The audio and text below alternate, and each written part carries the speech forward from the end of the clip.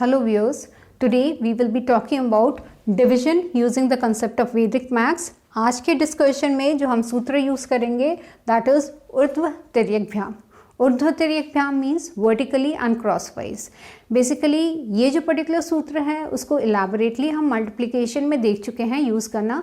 And when we talk about multiplication using ऊर्ध्व तिर्यकभ्याम, so वहाँ पर हम 2 digit, 3 digits, 4 digits and on कोई भी रैंडम सेट ऑफ वैल्यूज़ को हम ऊर्ध्व तिर्यकभ्याम से मल्टीप्लाई करना देख चुके हैं. नाउ सेम वे जब हम यहाँ पर भी डिवीजन में ऊर्ध्व तिर्यकभ्याम यूज़ करेंगे तो here also we don't have any limitation of numbers. Numbers मतलब जो हमारा डिविज़र है और जो डिविडेंट है that can be of any pattern. यहाँ पर ऐसा कुछ नहीं है कि ग्रेटर देन 9 और लेस देन 9 और ग्रेटर देन 5, ऐसा कोई लिमिटेशन नहीं है. दिस पर्टिकुलर सूत्र can be use for any calculations where the numbers are not limited और they don't have any condition. Now we start with the first question. हमारा dividend क्या है, डिविज़र क्या है 36 और आउटपुट क्या आ रहा है 2, 3, 4, 5. Means something has to be multiplied by 36 so that we get 2, 3, 4, 5. अगर एग्जैक्ट डिवाइड होगा तो उस केस में हमारा रिमाइंडर नहीं आएगा. ओके, सो ऊर्ध्व तिर्यकभ्याम मीन्स पहले हम ये कॉम्बिनेशन लेंगे, फिर ये कॉम्बिनेशन लेंगे, फिर ये लेंगे. ठीक है. ना सबसे पहले हम वर्टिकली की बात कर रहे हैं, so that will be 3a is equal to 23. तो a क्या हो सकता है, फर्स्ट पॉसिबल ऑप्शन देखिए 7 हो सकता है. अगर 7 होगा तो उस केस में रिमाइंडर क्या आ जाएगा 2 आ जाएगा. ठीक है. नाउ विल आइडेंटिफाई कि whether 7 is going to the value और there need to be some other option. We go with the second option, यानी this and this. So this is going to be 3b plus 6a that is going to be equal to 24. Now logically what we find, a की value अगर हम ये 7 substitute करेंगे तो 42 minus 24 ये हमें negative value देगा. So we get back and try to work out with the value of 6.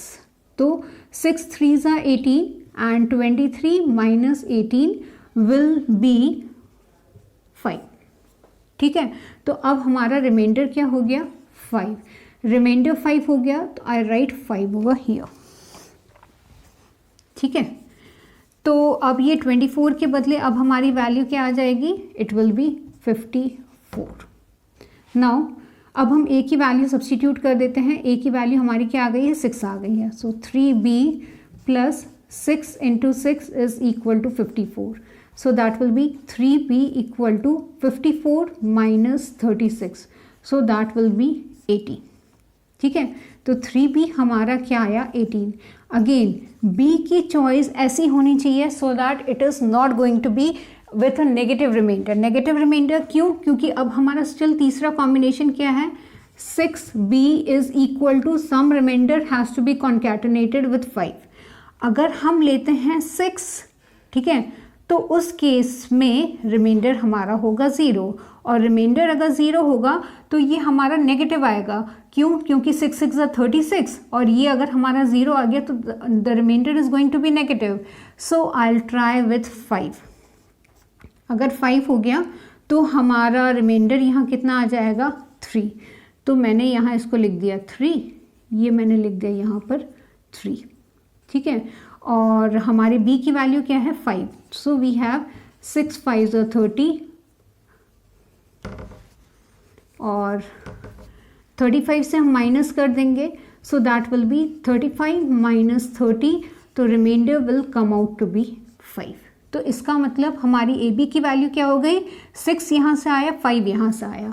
तो हमारा क्वोशंट क्या हो गया 65 and remainder is coming out to be 5.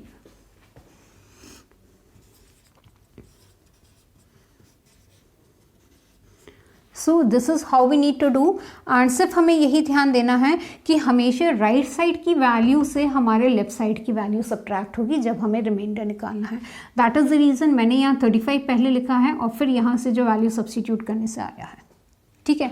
So as you can see यहाँ पर सिर्फ हमें इतना ध्यान देना है कि हमारा जो नेक्स्ट वैल्यू है वो हमारा नेगेटिव में नहीं जाए, और नेगेटिव में नहीं जाए इसका मतलब ये जो मल्टीप्लाइंग फैक्टर है उससे हमें थोड़ा सा वर्कअप आउट करना पड़ेगा। Now taking the next example,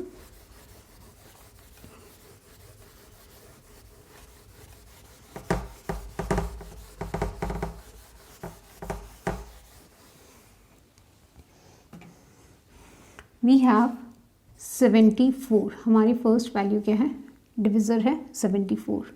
इसमें हमें कुछ मल्टीप्लाई करना है सो दैट वी गेट 5 6 7 8 8। अब ऑब्वियसली अगर हमें ये मल्टीप्लाई करना है तो 2 डिजिट तो सफिशिएंट नहीं होगा, क्योंकि the output is more than 4 यानी 5 डिजिट है। तो what I will do is that मैं यहाँ लिख दूँगी 74 और हमारा जो कोशेंट होगा वो हमारा 3 डिजिट का होगा। ठीक है, सिर्फ वी हैव टू ऑब्जर्व कि what is the approximate set of values, 2 digit है 3 डिजिट है, और उसी के अकॉर्डिंग हम ऊर्ध्वतिर्यक भ्याम यूज़ करेंगे and we would be simplifying the calculation. ऊर्ध्वतिर्यक भ्याम में मैं एक बार आपको पैटर्न बता दे रही हूँ, 3 डिजिट का है तो पहले ये,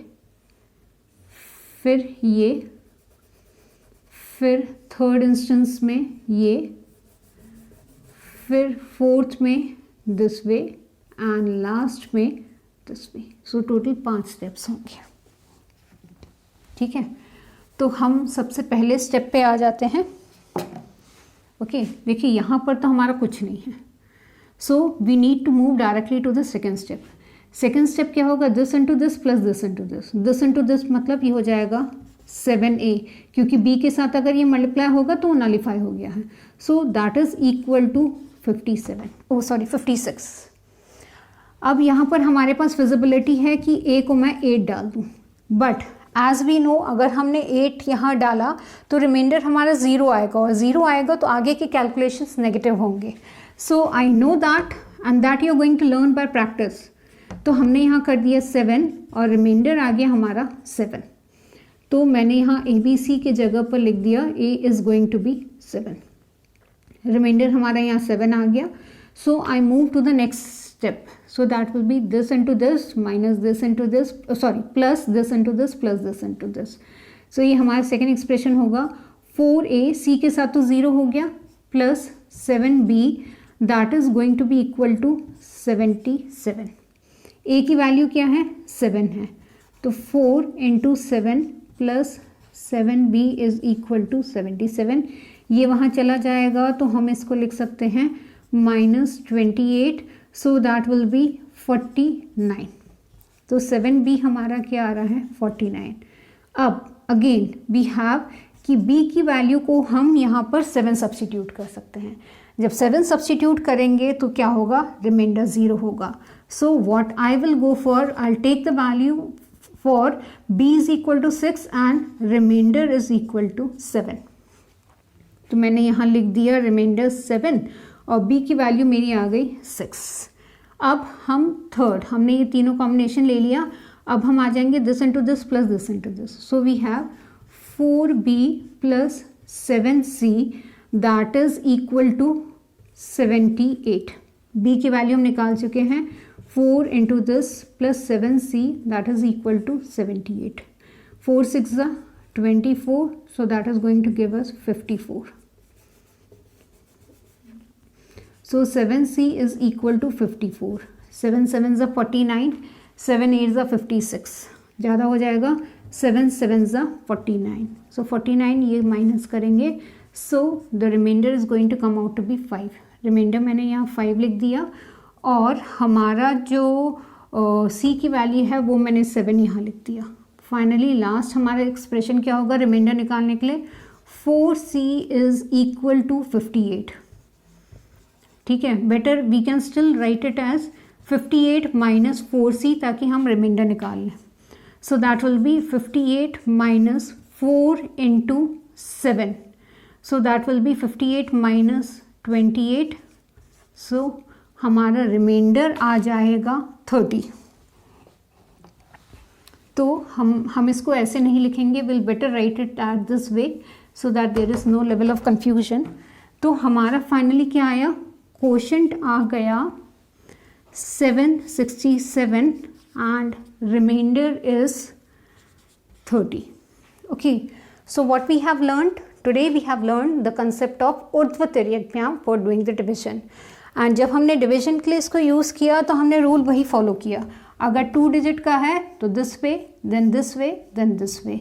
और अगर 3 डिजिट का है तो ऊर्ध्व तिर्यक हम कैसे करेंगे, ये ऐसे, फिर ऐसे, फिर ऐसे, फिर ऐसे एंड ऐसे. तो ये हम पहले ही एक्सप्लेन कर चुके हैं इसके पहले के वीडियोस में. Please refer to that particular video. और उसके बाद हम सिंपली आइडेंटिफाई करेंगे कि हमारा क्वोशंट में कितने सेट ऑफ वैल्यूज़ हैं. ऊर्ध्व तिर्यक हम यूज़ करेंगे. सिर्फ हमें एक चीज़ का ध्यान रखना है कि यहाँ जो रिमाइंडर है वो रिमाइंडर ऐसा ना हो कि नेगेटिव आए. तो उसके लिए हमें पहले ही यहाँ पर एक सेट ऑफ लो वैल्यूज़ ले लेंगे so that the remainder is not going to be less than, so that we are not going to get a negative value.